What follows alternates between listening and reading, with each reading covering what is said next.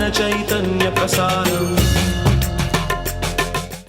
నమస్కారం, మన ధర్మం కార్యక్రమానికి స్వాగతం. ఇవాళ మన ధర్మం కార్యక్రమంలో మన ధర్మ సందేహాలను నివృత్తి చేసేందుకు మనతో పాటు ఉన్నారు ప్రముఖ ఆధ్యాత్మికవేత్త బ్రహ్మశ్రీ గడ్డమనుగు రామకృష్ణమూర్తి గారు. గురుగారు నమస్కారం. శ్రీమాత్రే నమః. గురుగారు, జప సాధనకు ఆధ్యాత్మిక జీవనంలో ఎంతో ప్రత్యేకత ఉంది. జపం ఎటువంటి ప్రదేశాల్లో చేస్తే ఎక్కువ పుణ్యం లభిస్తుంది? సామాన్యంగా స్వగృహాలలో జపాన్ని చేస్తూ ఉంటాం. ఇంట్లో అశౌచం లేకుండా చూసుకుంటూ జపం చేస్తే ఎంత జపం చేస్తామో అంత ఫలితం దక్కుతుంది. ఆ జపాన్ని గోశాలలో చేస్తే అంతకు 100 రెట్ల ఫలితం దక్కుతుంది. గోవును కాపాడుకుంటూ గోవు సమీపంలో జపించే మంత్రము అత్యధిక ఫలితాన్ని అందిస్తుంది. ఆ తరువాత పర్వత ప్రాంతాలలో చేసేటువంటి జపము 1000 రెట్ల ఫలితాన్ని ఇస్తుంది. నదుల సమీపంలో చేసేటువంటి జపము 10,000 రెట్ల ఫలితాన్ని ఇస్తుంది. దేవాలయంలో చేసే ఫలితము 1,000,000 రెట్ల ఫలితాన్ని ఇస్తుంది. ఇక శివ సాన్నిహిత్యంలో ఆయన జపాన్ని చేస్తే వచ్చే ఫలితము అనంతము అని సాక్షాత్తు శివుడే తెలియజేశాడు. కనుక జపం చేసేటప్పుడు ఎలా కూర్చోవాలి, ఎక్కడ జపం చేయాలి అన్న విషయాన్ని తెలుసుకుని జపం చేస్తే ఫలితం అత్యధికంగా సిద్ధిస్తుంది. ఇంట్లో జపం చేసే సమయంలో అశౌచం లేకుండా చూసుకోవటం అత్యంత ప్రాధాన్యతను సంతరించుకుంది. ఎక్కడైతే అశౌచం ఉంటుందో అక్కడ దేవతామూర్తులు ఉండరు. ఏ ప్రాంతంలో అయితే కూర్చొని జపం చేస్తూ ఉన్నావో అదే ప్రాంతంలో కూర్చొని జపం చేయటం వల్ల ఫలితం అద్భుతంగా ఉంటుంది. కారణం, ప్రతినిత్యము జపం చేస్తున్న ఆ ప్రాంతము ఆ తపశక్తి కారణంగా పునీతమై స్థిరమైన మానసిక స్థితిని మనకు అందజేయగలుగుతుంది. స్థిరమైన మానసిక స్థితిని మనకు అందజేయగలుగుతుంది. అలా గోశాలకు వెళ్ళటం వల్ల సాక్షాత్తు 14 భువనాలలో ఉన్న దేవతామూర్తులందరికీ నిలయమైనటువంటి గోమాత సమక్షంలో ఆ ఫలితం 100 రెట్లుగా ఇనుమడిస్తుంది. ఇహ పర్వతాన్ని భూధరము అంటారు.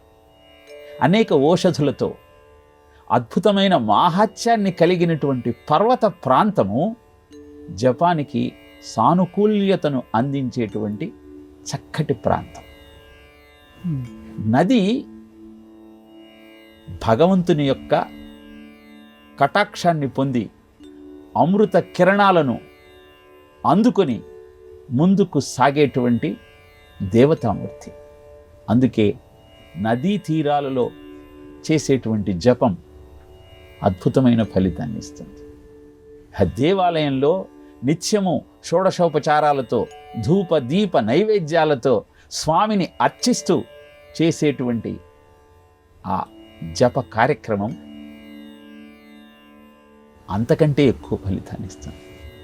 ఇహ శివ సాన్నిహిత్యము అంటే దేవాలయమే కదా, అంతకంటే ఇంకా ప్రాంతమేమున్నది అంటే హృదయం నిష్కల్మషంగా మారి నరుద్రో రుద్రమర్చయేత్ అనే విధంగా నీలోనే ఆ భగవత్ స్వరూపాన్ని పూర్తిగా ఆవిష్కరించుకుంటూ వేరే ఆలోచనే లేకుండా ఆయనను ఆశ్రయించగలిగితే అలా వచ్చే ఫలితం అనంతము అని మంత్రశాస్త్రం తెలియజేసింది. కనుక నాచ్యుత్రితం నాతి నీచం చేలాజన కుశోత్తరం అని భగవద్గీతలో చెప్పినట్టు అత్యంత ఎత్తైన ప్రాంతంలో చాలా కిందిగా ఉన్న ప్రాంతంలో కూర్చోకుండా కింద వస్త్రాన్ని దర్భను వేసుకొని జపం చేయగలిగితే సక్రమమైన రీతిలో సాధనను కొనసాగిస్తూ అద్భుతమైన ఫలితాన్ని అందుకునే అవకాశం మనకు దక్కుతుంది.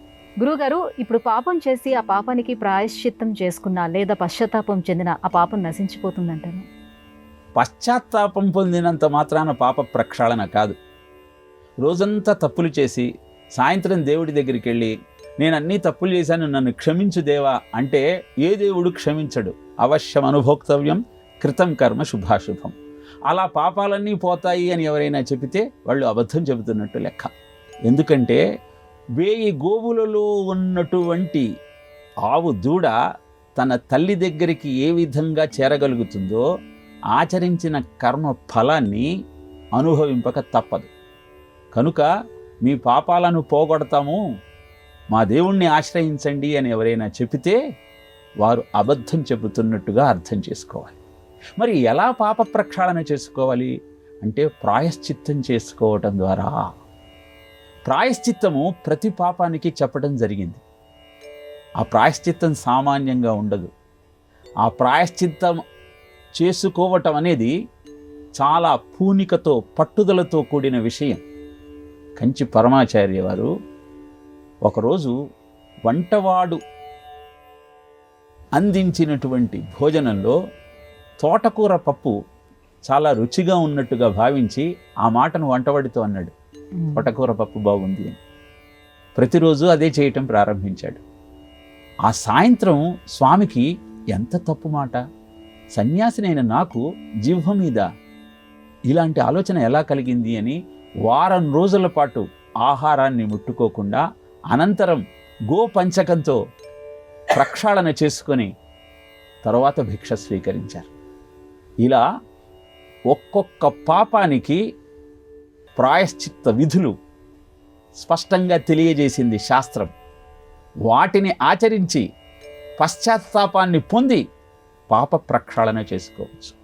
అంతేకాని ఉచితంగా సులభంగా ఏ దేవతామూర్తి కరుణించడు, పాప ప్రక్షాళన చేయడు. ఈ సంగతి తెలుసుకొని పశ్చాత్తాపం అనేది పాపాన్ని పోగొట్టుకోవటానికి మొదటి మెట్టు. ఎప్పుడైతే ఈ పరివర్తన మనలో కలుగుతుందో అప్పుడు ప్రాయశ్చిత్తం చేసుకుందామన్న ఆలోచన కలుగుతుంది. శంఖలిఖితుల వృత్తాంతంలో తెలియకుండా 2 మామిడి పళ్లను తీసుకున్న నేరానికి, ఆ దోషానికి 2 చేతులను ఖండించుకునే స్థితికి ఎదిగాడు లిఖితుడు. అలా ఉంటాయి ప్రాయశ్చిత్తాలు. కనుక తప్పు చేయకుండా సరియైన మార్గంలో జీవితాన్ని గడుపుదాం. పొరపాటున ఏదైనా తప్పు చేస్తే ప్రాయశ్చిత్త భావనతో పెద్దలను ఆశ్రయించి ప్రాయశ్చిత్తం చేసుకోవటం ద్వారా ఆ పాప ప్రక్షాళన చేసుకుంటాం. గురుగారు, సమరాంగణ సూత్రధార అంటే ఏమిటి? ఈ గ్రంథాన్ని ఎవరు రచించారు? ఈ గ్రంథంలో ఎటువంటి అంశాలను పొందుపరిచారు? ధార్ రాజైన భోజ కవి ఈ సమరాంగణ సూత్రధార అన్నటువంటి 83 అధ్యాయాల 7439 శ్లోకాల అద్భుతమైన గ్రంథాన్ని ప్రపంచానికి అందించాడు. ధ్వని స్వభావాన్ని వివరించాడు. డాప్లర్ ఎఫెక్ట్ అని ఈరోజు ఏదైతే మనం చదువుకుంటున్నామో ఆ డాప్లర్ ఎఫెక్ట్ యొక్క విధి విధానాన్ని ఆ గ్రంథంలో పొందుపరిచాడు. ఏ శబ్దం యొక్క తరంగ దైర్ఘ్యం ఎలా ఉంటుంది అన్న విషయాన్ని ప్రస్తావించాడు. అలాగే ఆలయ నిర్మాణాలకు, వాస్తుకు అవసరమైన విజ్ఞానాన్ని ఆ గ్రంథంలో పొందుపరిచాడు. విమానయానంలో ఎలాంటి జాగ్రత్తలు పాటించాలి, విమానాల తయారీ ఎలా ఉంటుంది, ఈ విషయాలన్నింటినీ ప్రస్తావించాడు. పాదరసాన్ని పాత్రలలో నింపి వేడి చేయటం వల్ల అత్యంత వేగంగా ప్రయాణించవచ్చు అంటూ ఆ గ్రంథంలో వ్యోమయానంలోని విధానాలను ప్రస్తావించటం జరిగింది. ఇలా అద్భుతమైనటువంటి విజ్ఞానాన్ని ఆ గ్రంథంలో పొందుపరిచి భారతీయ సంస్కృతి యొక్క వైశిష్ట్యాన్ని ఆ గ్రంథంలో మనకు తెలియజేశాడు భోజ కవి. గురుగారు, వ్యాఘ్రపాదుడు అంటే ఎవరు? చిదంబరాన్ని వ్యాఘ్రపురి పులియూర్ అని ఎందుకు సంబోధిస్తారు? శ్రీకృష్ణుని దీక్షా గురువైన ఉపమన్యువు తండ్రి వ్యాఘ్రపాదుడు. షట్కాల శివపూజతో జీవితాన్ని కొనసాగిస్తున్నటువంటి శివభక్తుడు. ప్రతినిత్యము శివుణ్ణి అర్చిస్తూ నిరంతర శివారాధనలో గడుపుతున్నటువంటి ఆ శివభక్తుడికి శివ సాక్షాత్కారం లభించింది. ఏం కావాలో కోరుకోమన్నాడు. ప్రతినిత్యము నిన్నే ఆరాధిస్తున్న నాకు వేరే కోరికలే ఉంటాయి శివ అని ఏ కోరిక లేనటువంటి తన మానసిక స్థితిని శివుని ముందు ఉంచాడు. అద్భుతమైన నీ భక్తికి సంతోషించి వరాన్ని ప్రసాదిస్తానంటే కోరికలే లేవంటావేంటయ్యా? నీ ఇష్టం, నీ అభిష్టం ఏదైనా నేను నెరవేరుస్తాను అని భక్తవత్సలుడైన శివుడు వ్యాఘ్రపాదుడిని కరుణించాడు. వ్యాఘ్రపాదుడు అన్నాడు, నీ పూజ చేయటానికి పుష్పాలు తీసుకువచ్చే సమయంలో అరణ్యంలో అనేక మార్గాలలో సంచరించేటప్పుడు కాళ్లకు ముళ్ళు గుచ్చుకుంటూ ఉన్నాయి. కనుక నా పాదాలను పులి పాదాలుగా మార్చమన్నాడు. తథాస్తు అన్నాడు శివుడు. వ్యాఘ్రపాదుడి యొక్క ఆలోచన విధానానికి సంతోషించి అలా వ్యాఘ్రపాద పేరుతో ప్రసిద్ధుడైనటువంటి ఆ శివభక్తుడు చిదంబరం వచ్చాడు. అక్కడ స్వామి యొక్క అద్భుతమైన శివతాండవాన్ని కళ్ళారా వీక్షించాడు. జయత్వదభ్ర విభ్రమద్భ్రమద్భుజంగమ శ్వసత్ వినిర్గమత్క్రమ స్ఫురత్ కరాళ ఫాలహవ్యవాట్ ధిమి ధ్వనిన్మృదంగతుంగ మంగళ ధ్వనిక్రమ ప్రవర్తిత ప్రచండ తాండవ శివ అంటూ ఆ స్వామి యొక్క అద్భుతమైన శివతాండవాన్ని కనులారా చూసి మురిసిపోయాడు. అలాంటి శివభక్తుడు అడుగుపెట్టినటువంటి ఆ దేవాలయానికి, ఆ ప్రాంతానికి ఆనాటి నుంచి వ్యాఘ్రపురి అని, పులియూర్ అని పేరు ప్రసిద్ధమైంది. అనంతరం వ్యాఘ్రపాద స్మృతి ప్రపంచానికి అందించాడు. ఆచరించాల్సిన ధర్మాలను తెలియజేశాడు. జన్మ సుకృతి యత్ పుణ్యం సుకృతం సముపార్జయేత్ తత్సర్వం నిష్ఫలం యాతి ఏకహస్త అభివాదయన్ అన్నది వ్యాఘ్రత పాద స్మృతిలో మనకు తెలియజేయబడిన సత్యం. అంటే జీవితాంతం కష్టపడి ఎంతో పుణ్యాన్ని సంపాదించుకొని కనపడ్డ వారికి ఒక్క చేత్తో నమస్కారం చేస్తున్నంత మాత్రాన ఆ పుణ్యమంతా పోగొట్టుకోవాల్సిన అగత్యం ఏర్పడుతుంది. కాబట్టి ఒక చేత్తో నమస్కారం చెయ్యకండయ్యా అంటూ ఒక చేత్తో నమస్కారం చేసేటువంటి సంస్కృతి సాంప్రదాయాలు ఉన్న వారిని హెచ్చరించాడు. రెండు చేతులు జోడించి ఎదుటివాడిలో ఉన్నది కూడా మనలో ఉన్న చైతన్యమే అన్న భావనతో సర్వదేవ నమస్కారః కేశవం ప్రతిగచ్చతి అన్న ఆలోచనతో, అంతా భగవన్మయమే అన్న భావనతో ఎదుటివారికి నమస్కరించి అలవాటు చేసుకోవటం వల్ల ఆనందం మన సొంతమైతే, ఒక చేత్తో హల్లో అనో హాయ్ అనో అంటం వల్ల చేసుకున్న పుణ్యమంతా ఆవిరైపోతుంది. కనుక అద్భుతమైన వ్యాఘ్రపాద స్మృతిలో చెప్పబడినటువంటి ఈ సత్యాన్ని గుర్తించి రెండు చేతులు జోడించి నమస్కారం చేసుకునేటువంటి సాంప్రదాయానికి అంకురార్పణ చేద్దాం. గురుగారు, ధృతరాష్ట్రుడి సంతానం 100 మందని, 101 మందని, 102 మందని ఇంకొంతమంది అంటూ ఉంటారు. ఇంతకీ ధృతరాష్ట్రుడి సంతానం ఎంతమంది? గాంధారి వ్యాసుడు ప్రసాదించిన వరంతో గర్భం దాల్చింది.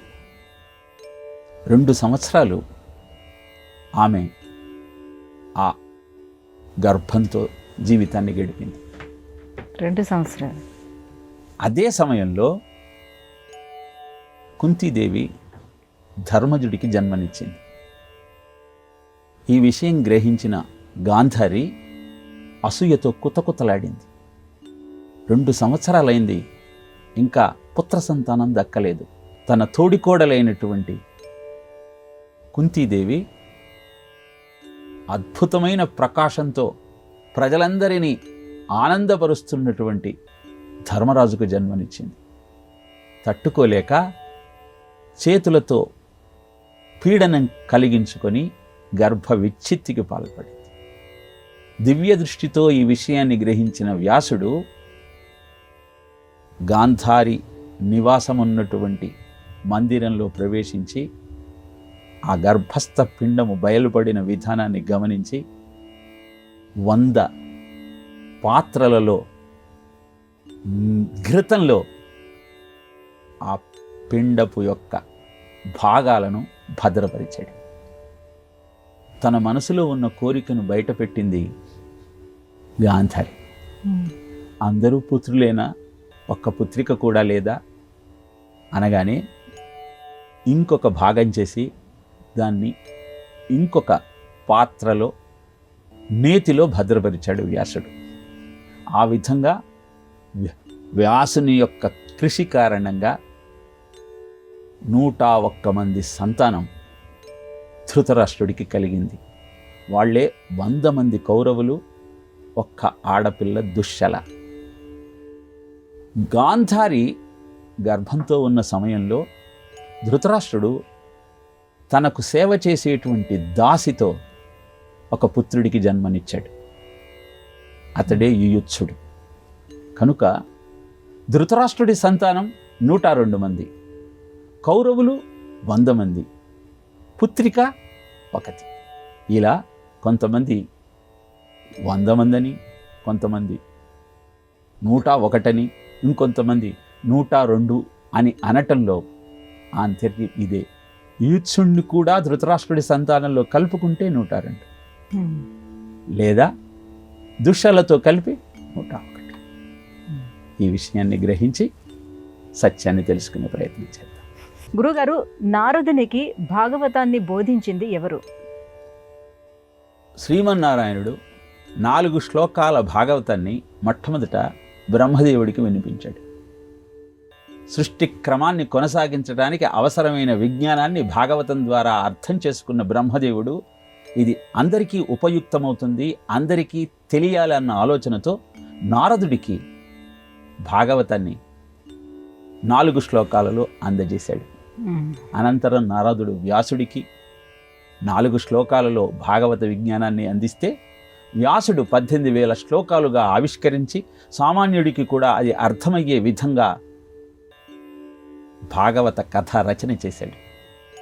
అనంతరం తన శిష్యుడైన సూత మహర్షికి, తన కుమారుడైన శుకుడికి ఈ భాగవత విజ్ఞానాన్ని అందజేశాడు. నారదుడు భూమండలంలో సంచరిస్తున్న సమయంలో భక్తికాంత జ్ఞాన వైరాగ్యాలతో అతని కళ్ళబడింది. జ్ఞానము వైరాగ్యము కుమారులే అయినప్పటికీ వృద్ధాప్యంలో ఉండటం, తాను తల్లినైనా యవ్వనంలో ఉండటం తన దురదృష్టంగా భావించి నారదుడికి తరుణోపాయం చెప్పమంటూ ప్రార్థించింది. నారదుడు తనకు తెలిసిన వేదాలను, విష్ణు సహస్రనామాన్ని, భగవద్గీతను వృద్ధాప్యంలో ఉండి అచేతనులుగా ఉన్న జ్ఞాన వైరాగ్యాలకు వినిపించాడు. అయినా వారిలో ఎలాంటి చలనము కలగలేదు. అప్పుడు ఏం చెయ్యాలా అని ఆలోచిస్తున్న సమయంలో ఆకాశవాణి ఏదైనా సత్కర్మను ఆచరించినట్టయితే ఆ జ్ఞాన వైరాగ్యాలకు జవసత్వాలు వస్తాయని తెలియజేసింది. ఆ సత్కర్మ ఏమిటో తెలుసుకోవాలన్న ఆలోచనతో బద్రీనాథ్ చేరుకున్నాడు నారదుడు. ఎవరిని అడిగినా సమాధానం చెప్పనటువంటి స్థితిలో సనక సనందనాథులు నారదుడికి భాగవత విజ్ఞానాన్ని అందించి భాగవత సప్తాహం చేయటం వల్ల మాత్రమే జ్ఞాన వైరాగ్యాలకు జవసత్వాలు వచ్చి వారు యువకులుగా మారుతారు అన్న సత్యాన్ని తెలియజేశారు. ఇలా నారదుడు బ్రహ్మదేవుడి నుంచి, సనక సనందనాథుల నుంచి, ఇద్దరి నుంచి భాగవత విజ్ఞానాన్ని శ్రవణం చేశాడు.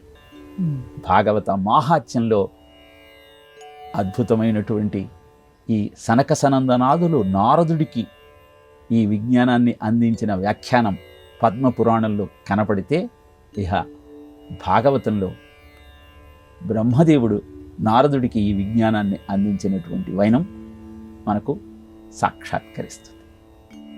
గురువుగారు, సంకీర్తనలు అనేక విధాలుగా ఉంటాయి. ఈ నేపథ్యంలో యత్నపూర్వక నామ సంకీర్తనం అంటే ఏమిటి? నామ సంకీర్తన 2 రకాలుగా ఉంటుంది. అవశకీర్తనం, యత్నపూర్వక కీర్తనం.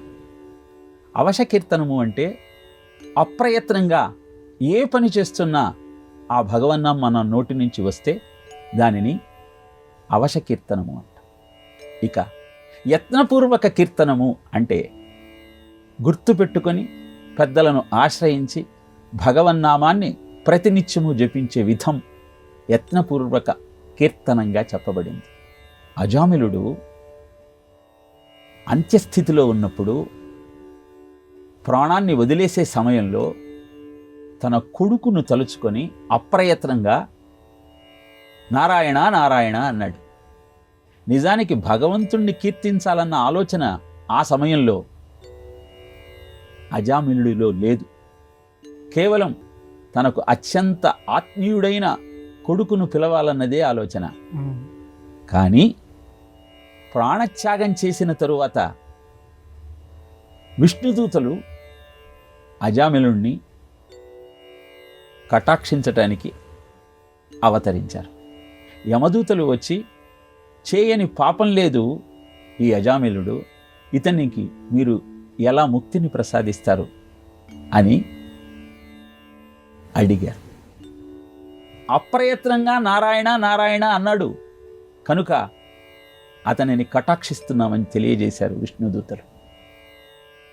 అలా అప్రయత్నంగా అన్న అజామిలుడికి ఆ అంత్య సమయంలో విష్ణుదూతలు యమదూతలు మాట్లాడుకున్న మాటలన్నీ వినపడి మళ్ళీ కొంతకాలం స్వర్గావాసం తరువాత జన్మనెత్తి ప్రయత్నపూర్వకంగా భగవన్నామ సంకీర్తన చేస్తూ ముక్తిని పొందాడు.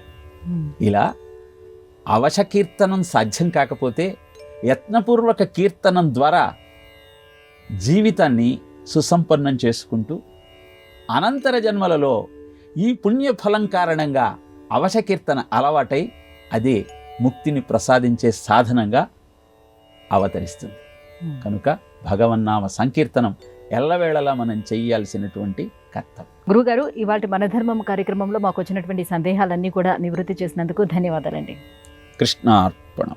ఇది ఇవాళ మన ధర్మం కార్యక్రమం. రేపటి మన ధర్మం కార్యక్రమంలో మళ్ళీ కలుసుకుందాం. నమస్కారం. ఈ కార్యక్రమాన్ని తిరిగి చూడాలనుకుంటే www.youtube.com/ETV Life Spiritual లో చూడవచ్చు.